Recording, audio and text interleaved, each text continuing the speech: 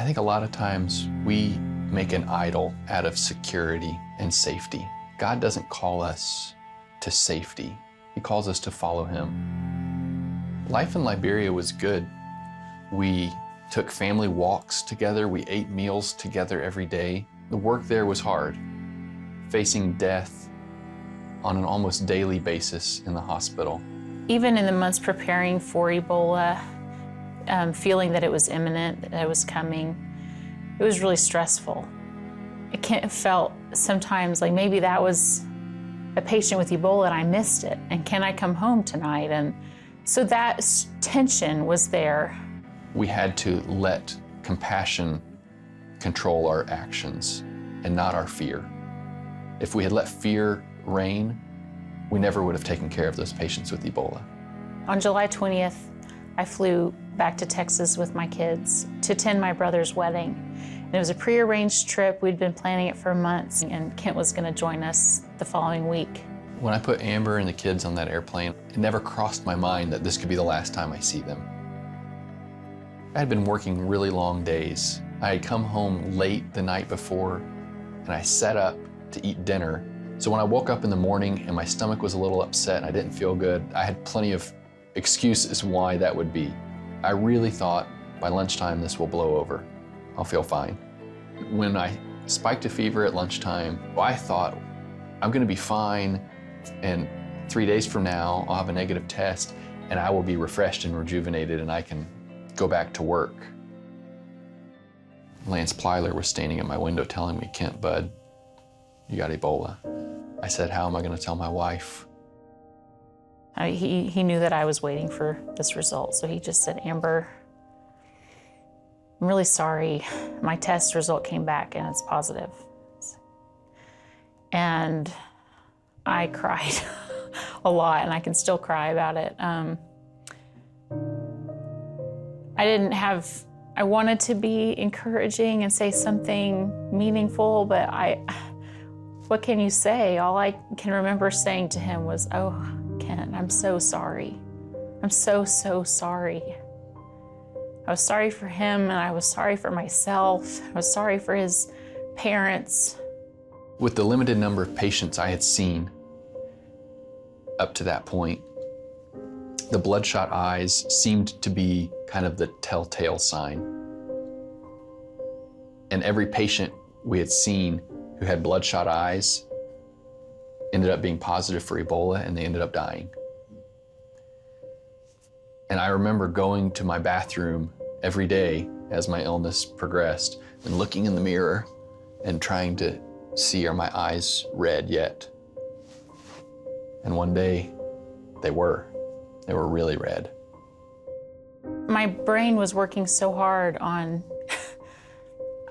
and I don't even know what, I was just thinking all the time. I couldn't get out of my head, and I couldn't really formulate a prayer on my own besides, "Oh, please, please help. Please help us. Have mercy."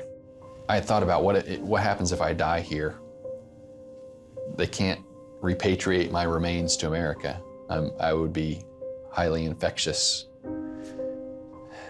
I was really relieved to be going back to America, even if only to be closer to my family. I didn't know if I would make it to America or not.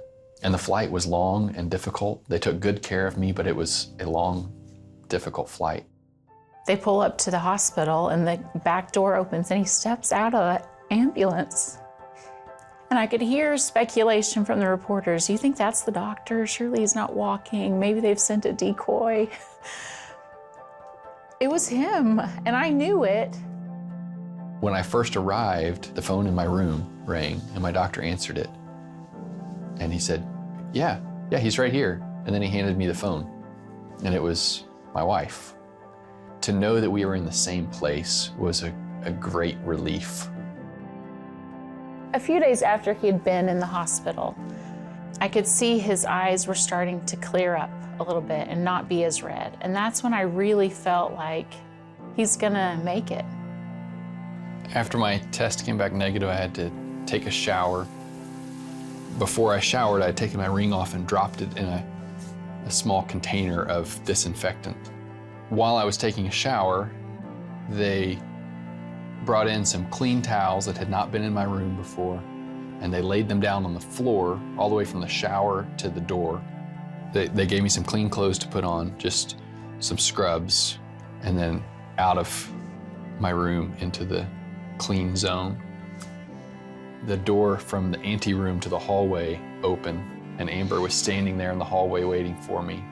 And they had taken my ring out of the disinfectant and given it to Amber, and so I walked out of the anteroom into the hallway and gave her a big hug, and we just stood there in an embrace. And then she put my wedding ring back on my finger, and it was sweet. It was surreal. Like the beginning all over again. God actually really is good. He really is. He is who he said he is.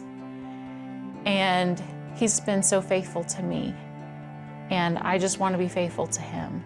And I am not a Christian because I'm strong and I know all the answers to those tough questions. I'm a Christian because I know I'm weak and I need a Savior.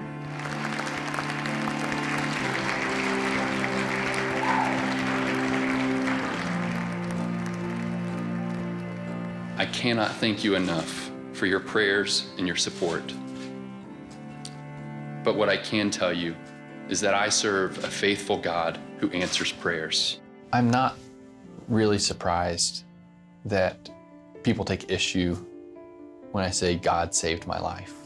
I think there are some real challenging questions that people have in the midst of tragedy when someone mentions God and what role he may or may not be playing in the world. Because those are hard questions for me. I don't understand how God works. But I didn't die. I'm alive. And so for me to live ought to be for people to see a little glimpse of Christ. And I understand that in a much more personal way than I did before Ebola.